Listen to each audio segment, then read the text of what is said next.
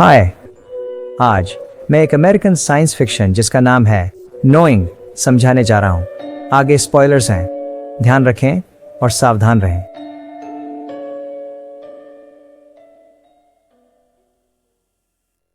1959 में एक छोटी बच्ची जिसका नाम लुसिंडा है स्कूल में है। ये खेलने का समय है, लेकिन वह बाकी बच्चों से दूर है। उसके आसपास फुसफुसाहट हो रही है। उनकी शिक्षिका मिस टेलर खेलने का समय खत्म करने के लिए आती है। उन्हें लुसिंडा को अलग से बुलाना पड़ा क्योंकि वह हिल नहीं रही थी। अगली बार शिक्षिका कक्षा के सामने है। वह उन्हें याद दिलाती है कि कल स्कूल का आधिकारिक उद्घाटन दिवस है। वह उन्हें बताती है कि स्कूल अपनी शुरुआत एक प्रतियोगिता के साथ मनाता है जिसमें छात्र यह चित्र बनाते हैं कि उनका मानना है कि भविष्य में क्या होगा।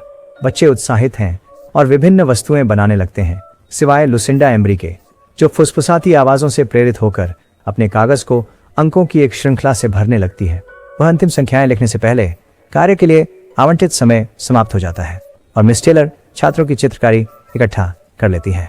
ये रचनाएं एक टाइम कैप्सूल में संग्रहित की जाती है जिसे 50 वर्षों बाद खोला जाएगा। अगले दिन विलियम डॉज एलिमेंट्री स्कूल के उद्घाटन पर प्रिंसिपल सभी का स्वागत करते हैं और टाइम कैप्सूल के दफन की घोषणा करते हैं। 50 वर्षों के बाद उनके वंशज इस टाइम कैप्सूल को खो देंगे। जब टाइम कैप्सूल को दफनाया गया तब मिस टेलर देखती हैं कि लुसिंडा वहां से चली गई है। स्टाफ उसका नाम पुकारने लगते हैं, उसे स्कूल के भीतर खोजते हैं। मिस टेलर सीढ़ियों से नीचे जाती है और एक दरवाजे के पीछे कुछ आवाज सुनती है। दरवाजा खोलते ही वह डरी हुई लुसिंडा को पाती है जिसके हाथों में खून लगा हुआ है। उसने दरवाजे पर अपनी उंगलियों से कुछ लिखा था। ये बचे हुए नंबर हैं जिन्हें उसने पिछले दिन लिखना समाप्त नहीं किया। वह बहुत डरी हुई लगती है और शिक्षक से फुसफुसाहट रोकने के लिए कहती है। 50 साल बाद फिल्म का वर्तमान समय। एक खगोल भौतिक विज्ञानी जॉन अपनी पत्नी को खोने के बाद अपना अवसाद नियंत्रित करने में कठिनाई महसूस करता है। उसे विश्वास करने में कठिनाई होती है कि उसकी पत्नी के आग दुर्घटना में मरने के बाद जीवन में कोई अर्थ है। उसका एक बेटा भी है, कालेब, जो भी आगे बढ़ने के लिए संघर्ष कर रहा है। अगली सुबह कैलेब के स्कूल में वर्तमान प्राचार्य 50 साल पुरानी विरासत समय कैप्सूल, जिसे 50 साल पहले दफनाया गया था, का अनावरण करने की घोषणा करते हैं। वह 50 साल पहले की वही शिक्षिका पुरानी मिस टेलर को यह सम्मान करने के लिए बुलाती है। कैप्सूल खोला जाता है और प्रत्येक बच्चे को एक लिफाफा मिलता है। कैलेब को लुसिंडा का पत्र मिलता है और वह खोलता है तो उसे कागज पर ड्राइंग की बजाय संख्याएं मिलती हैं, जैसा कि बाकी सबको मिला। कागज को घूरते हुए वह हर जगह से फुसफुसाहट सुनना शुरू करता है और स्कूल से दूर एक आकृति को खड़ा देखता है, लेकिन जब वह दोबारा देखता है तो वह गायब हो जाती है। घर पर कालेब अपने दोस्त के यहाँ स्लीप ओवर के लिए जाने की अनुमति मांगने की कोशिश करता है। बात करते समय उसके पिताजी स्कूल से मिले पेपर को देखते हैं और उससे इसके बारे में पूछते हैं। उसे वह घर नहीं लाना चाहिए था। जैसे ही जॉन कैलेब को सुला देता है, वह खुद उन नंबरों की सूची के बारे में जिज्ञासु हो जाता है। वह गलती से उस पर एक व्हिस्की ग्लास रख देता है, जिससे वह कुछ विशिष्ट नंबरों के ऊपर एक गोला बना देता है। वह कुछ संख्याएं व्हाइट बोर्ड पर लिखता है और वह जल्दी से समझ जाता है कि इसका मतलब है 11 सितंबर 2001, जो कि न्यूयॉर्क सिटी में ट्विन टावर्स पर हमला था, जिसमें 2996 लोग मारे गए थे। ये संख्याएं इससे बिल्कुल मेल खाती हैं। यह निश्चित मानकर कि यह सिर्फ एक संयोग है और सभी संख्याओं को व्हाइट बोर्ड पर लिखता है और आगे की जांच करता है। उसे पता चलता है कि सूची समान चीजों से भरी हुई है, जैसे तारीखें, साल और विशेष दुखद घटनाओं में खोई गई जाने, जैसे विस्फोट, हादसे, भूकंप, तूफान आदि।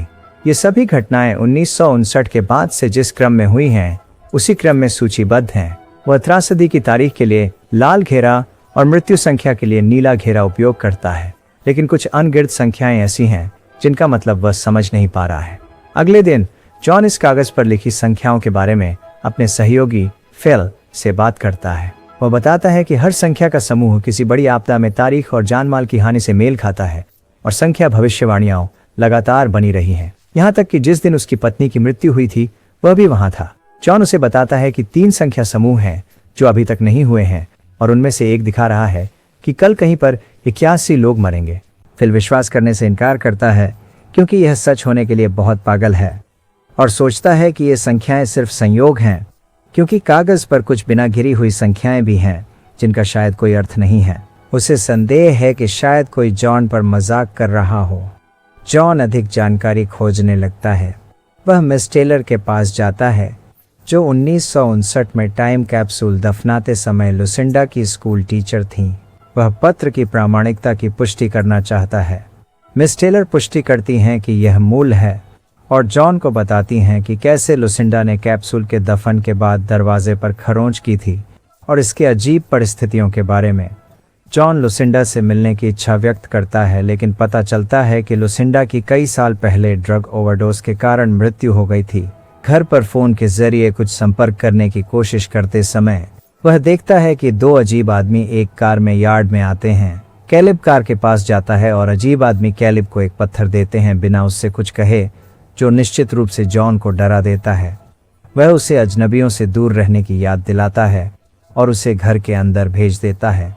जब लुसिंडा की मौत के बारे में नेट पर खोज रहा था, उसकी बहन ग्रेस उसे चौंका देती है। ग्रेस चाहती है कि जॉन अपने परिवार से मिले, क्योंकि उसने अपने पिता से बहुत लंबे समय से बात नहीं की है, लेकिन वह मना कर देता है। जॉन का अपने माता पिता के साथ कठिन संबंध है, क्योंकि वे अत्यधिक धार्मिक हैं और जॉन नास्तिक है। अगले दिन कैलिब को स्कूल से लेने के रास्ते में जॉन ट्रैफिक में फंस जाता है। वह रास्ता बदलने की कोशिश करता है, लेकिन वैकल्पिक मार्ग। अपने जीपीएस पर समन्वय देखकर वह महसूस करता है कि वह अंक जो उसने पहले सूची में समझ नहीं पाए थे, वास्तव में उन सभी स्थानों के समन्वय हैं जहां त्रासदियां होंगी, और वह ठीक उसी स्थान पर है। वह यह पता लगाने के लिए अपनी कार से बाहर निकलता है कि सड़क क्यों बंद है। बोलते समय पुलिस को भविष्यवाणी के अनुसार एक हवाई जहाज जमीन पर गिरता है। कई लोग जलकर मर जाते हैं।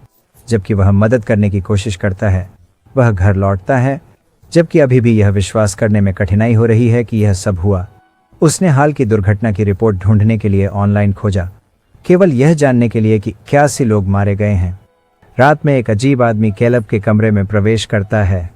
कैलब जाग जाता है और वह अजनबी उसे सब कुछ नष्ट होने का खुलासा दिखाता है, जबकि जानवर अपनी जान बचाने के लिए भाग रहे हैं। कैलब चिल्लाता है। उसके पिता कमरे में दौड़कर आते हैं और उसे फर्श से उठाते हैं। जॉन खिड़की से एक अजीब आदमी को देखता है, जबकि उसे उठाकर बाहर जाता है और उसकी तलाश करता है, लेकिन वह जा चुका होता है। अगली सुबह जॉन और उसका बेटा एक महिला और उसकी बेटी का पीछा करते हुए म्यूजियम तक पहुंचते हैं। संग्रहालय में वह औरत से मिलता है और वे अपना परिचय कराते हैं। वह लुसिंडा की बेटी डियाना है। बाद में जॉन उसे समझाता है कि वह उसकी मां के बारे में पूछने के लिए उसका पीछा कर रहा था। लुसिंडा का जिक्र होने पर डियाना नाराज हो जाती है। वह बताता है कि लुसिंडा की भविष्यवाणी सच हो गई थी और केवल 2 अभी बाकी हैं, और अंतिम घटना 3 दिन बाद 19 अक्टूबर को होगी और 33 लोग मरेंगे। उसे उसकी मदद की जरूरत है। हालांकि डायना अपनी बेटी एबी के साथ कहती हुई चली जाती है कि वह उसकी मदद नहीं कर सकती। घर पर संभावित आतंकवादी हमले की खबर है। जॉन अगली आपदा की जगह को जीपीएस समन्वय का उपयोग करके खोजता है। वह एक मेट्रो स्टेशन का स्थान पाता है और पुलिस को चेतावनी देने की कोशिश करता है। जॉन सबवे स्टेशन तक जाता है और एक व्यक्ति का पीछा करता है जिसे वह आतंकवादी समझता है। ट्रेन में चला जाता है। पुलिस उनका पीछा करती है और वे पता लगाते हैं कि वह व्यक्ति केवल एक साधारण सीढ़ी चोर है। ट्रेन चलने लगती है, लेकिन वे देखते हैं कि एक पटरी से उतरी हुई ट्रेन उनकी ओर आ रही है और हर कोई ट्रेन से बाहर निकलने की कोशिश में अफरा तफरी मच जाती है। ट्रेन बहुत सारे लोगों को मार देती है। एक बार फिर भविष्यवाणी को सही साबित करती है। अगला दृश्य जीवित बचे लोगों को दिखाता है, जिसमें जॉन शामिल है, जो मलबे से निकल रहे हैं और पुलिस तथा अग्निशमन विभाग मदद करने की कोशिश कर रहे हैं। घर लौटने पर वह देखता है कि डायना और उसकी बेटी उसका इंतजार कर रहे हैं। इसे देखकर वह चौंक जाता है। वह जॉन को बताती है कि सूची में बची हुई आखिरी आपदा 19 अक्टूबर को है। वही दिन है जब लुसिंडा के मरने की बात कही गई थी। डायना इस बारे में पहले बात नहीं करना चाहती थी, क्योंकि उसे यह जानने का विचार नापसंद था कि कोई कब मरेगा। डायना जॉन को लुसिंडा के पूर्व घर एक पुरानी छोड़ी हुई इमारत में ले जाने का फैसला करती है, जहां उसकी मां अपने आसपास के सभी लोगों से छुपती थी। जब वे पहुंचते हैं तो उन्हें एहसास होता है कि सूची में 19 अक्टूबर की तारीख के बाद के आखिरी अंक 33 नहीं थे, बल्कि ये अक्षर, जो उन्हें लगता है कि किसी नाम के प्रारंभिक अक्षर हैं, घर में जॉन लुसिंडा का बेडरूम तलाशता है, जहां उन्हें पता चलता है कि अंतिम भविष्यवाणी में ई का मतलब है कि हर कोई मरेगा। उसे घर में कई काले पत्थर भी मिलते हैं, जैसे कि कैलेब को मिला था। बाहर कैलेब और एबी कार में उनका इंतजार कर रहे हैं।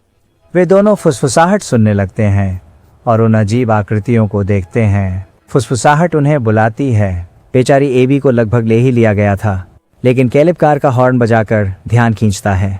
जॉन और डायना उनके पास दौड़ते हैं, लेकिन अजनबी गायब हो चुके थे। जॉन उनमें से एक को देखता है और उनके पीछे दौड़ता है। आखिरकार उस आदमी के पास पहुंचकर वह पूछता है कि वह क्या चाहता है, लेकिन वह आदमी अपना मुंह खोलता है और उसमें से एक बड़ा चमकदार प्रकाश निकलता है और वह गायब हो जाता है। वे जॉन के घर लौटते हैं और विश्वास नहीं कर सकते कि लुसिंडा ने कल सभी की मृत्यु की भविष्यवाणी की और यह उनकी एक साथ आखिरी रात हो सकती है। अगली सुबह जॉन एबी की ड्राइंग देखते हुए जागता है। अचानक उसे एहसास होता है कि अंतिम आपदा का संबंध सूर्य से हो सकता है। जॉन पाता है कि आखिरी भविष्यवाणी जो कल है उसके शोध के साथ मेल खाती है, जो उसने सूर्य से आने वाले सुपर फ्लेयर्स के बारे में किया था, जो सौर मंडल के बाकी हिस्सों पर असर डालकर सब कुछ नष्ट कर देंगे। वह जल्दी से वेधशाला जाता है और सूर्य की हालिया रीडिंग की जांच करता है, जिसमें असामान्य स्तर की सौर विकिरण दिख रही है। वह सोचता है कि एक बड़ी सौर ज्वाला जल्दी ही हो सकती है और यह मानवता के विनाश का कारण हो सकती है। जॉन के घर वापस वे उस भूमिगत गुफा में छुपने की तैयारी करते हैं, जहां डायना बचपन में खेला करती थी।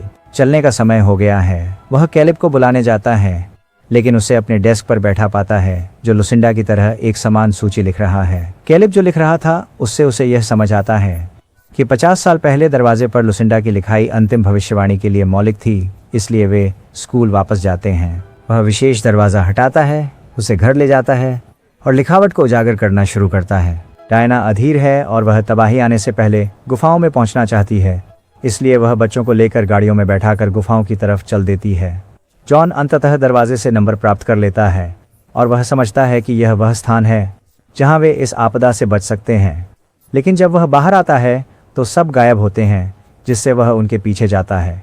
डायना एक पेट्रोल पंप पर रुकती है। स्टेशन पर वह देखती है कि सरकार घोषणा कर रही है कि मुसीबत आने वाली है और हर किसी को आश्रय लेना चाहिए। बेहतर होगा कि भूमिगत। डायना जॉन को फोन करने जाती है ताकि उन्हें बता सके कि वे कहाँ हैं। जॉन उसे बताता है कि सुरक्षित स्थान शायद लुसिंडा के पुराने घर पर हो सकता है, समन्वय के अनुसार, लेकिन वह डर रही है और वहां जाने से इनकार कर देती है। फोन पर रहते हुए भी अजनबी उसके बच्चों समेत उसकी कार चुरा लेते हैं। वह भी एक कार चुरा लेती है और उनका पीछा करने की कोशिश करती है, लेकिन एक आधे ट्रक से टकरा जाती है। उसकी गर्दन टूट जाती है और वह बाद में जॉन के सामने ठीक आधी रात को अपनी मां की भविष्यवाणी के अनुसार मर जाती है।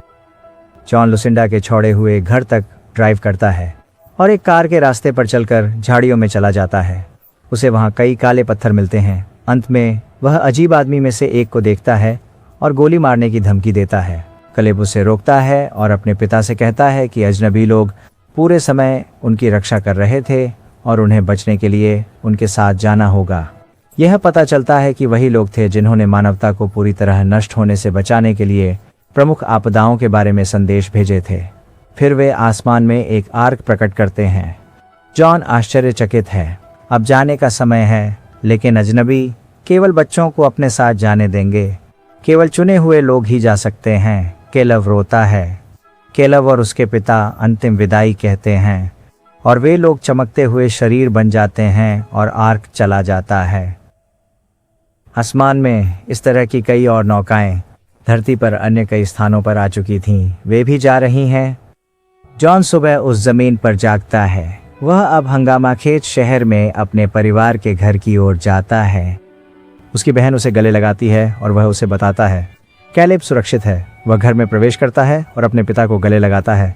फिर अपनी माँ को और उसकी बहन समूह गले लगाने के लिए शामिल हो जाती है। सूर्य का प्रकोप सब कुछ नष्ट करने लगता है और उन्हें उनके समूह गले लगाने में ले जाता है। जब फिल्म समाप्त होती है तो आर्क बच्चों को अलग अलग स्थानों पर छोड़ जाता है और चला जाता है। कैलेब और एबी एक बड़े पेड़ की ओर खेतों से दौड़ते हैं। अब व्याख्या के लिए फिल्म के अंत में वे प्राणी जो लुसिंडा और कैलेब के कानों में फुसफुसा रहे थे अंततः वे खुद को एक और दलीय नस्ल के रूप में प्रकट करते हैं जो कुछ मानवों और जानवरों को ग्रह की आसन्न विनाश से बचाने के लिए चुन रहे हैं। क्योंकि अन्य अंतरिक्षयान पृथ्वी छोड़ रहे थे, इसलिए यह संभव है कि इन मानवाकार प्राणियों ने दुनिया भर के अन्य लोगों को वही संदेश दिए हों। तो सिर्फ बच्चों को ही क्यों ले जाया गया? क्या बच्चे खुद की देखभाल के लिए बहुत छोटे नहीं होते? हम मान सकते हैं कि वे अन्य बच्चे थे जिनके पास विभिन्न प्रकार का ज्ञान और कौशल था। शायद फुसफुसाने वाले लोगों ने कुछ विशेष बच्चों को चुना जो एक साथ मिलकर काम करने में सक्षम होंगे। उन्होंने बच्चों को इसलिए लिया क्योंकि वे एक नई शुरुआत चाहते थे। वयस्क बस नए ग्रह पर जाते और पृथ्वी पर जो था उसे फिर से बनाने की कोशिश करते और अंत में ग्रह को नष्ट कर देते। बच्चे अधिकतर खाली कैनवास की तरह होते हैं और जैसे जैसे वे बड़े होते हैं उनका मन अधिक खुला होता है और वे यह समझने लगते हैं कि एलियंस ऐसा क्यों करते हैं। यह भी पूरी तरह संभव है कि एलियंस बच्चों को स्वयं पर निर्भर छोड़कर नहीं जाते। यह संभव है कि वे आकाश में रहते हैं और निरीक्षण करते हैं और फिर बच्चों को सिखाने के लिए ग्रह पर आते हैं कि कैसे निर्माण करना है और कैसे जीवित रहना है। यही मेरी मूवी के लिए व्याख्या है। ऐसे और वीडियो के लिए सब्सक्राइब करें, नोटिफिकेशन चालू करें और चैनल की मदद के लिए लाइक करें।